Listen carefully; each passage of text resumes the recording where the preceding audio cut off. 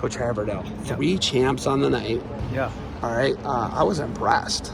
Right. What did you think of the overall performance of the Bees at the Brecksville Holiday Tournament?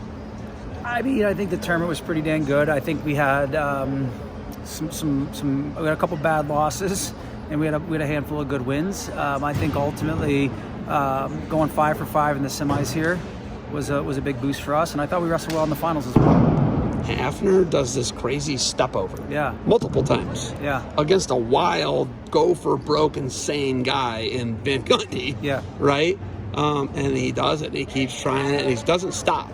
And he kept the foot on the gas, right? Yeah. Made your decision. Yeah, that kid's come a long way. I mean, he's caught behind some good people, but he didn't get into the varsity lineup until last year. So he spent 2 years fighting and clawing and whatever, and then got on the state podium a year ago, and he just keeps getting better, man. He's a neat kid. He's going to be dangerous at the end of the year. Riley McPherson gets it at the most level. Like when I talk to a kid, he's going to Brown. Yeah. I was like, hey man, you placed at the Ironman, the Beast, and he wins this. I'm like, but he's like, I'm going to Brown. That's my setup. That's where I'm going. That's my jam. I don't need to go to the Big Ten. He gets it. He understands the vehicle of wrestling for college. How do you teach kids to think like that, or where does that come from? Well, I think his parents deserve a ton of credit, right? I think mom and dad have raised him right.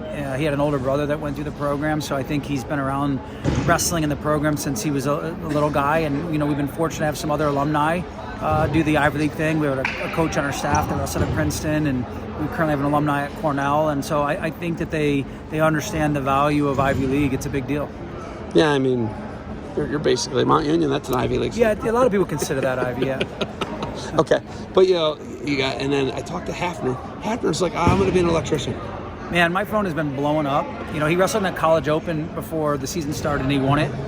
He wrestled great at Ironman, lost in the blood round, but had some big time wins, and then looked great at the Beast. He got on the podium, looked great here, and my phone's been on fire over this kid.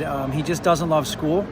I don't think the college coaches should give up yet. I sense a little vulnerability there, but he wants to be an electrician. I would love to see him go to college and get a business degree, and he can be an electrician afterwards, but we'll see. He can have his own contracting, right? That's a thing. I'm making that up. Okay.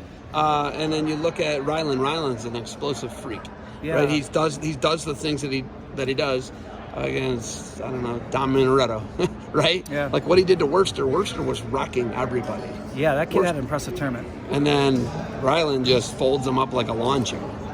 Yeah, there's so much that goes on behind the scenes that people don't know about. I mean, that kid, he's about 6 months out of ACL surgery, came back off early, and I think he's getting his feet underneath him. He's getting his timing back. He looked much better at the Beast than he did at the Roughneck Duels. He looked really good here. That kid puts in a lot of behind the scene hours that people don't know about. He's a freak.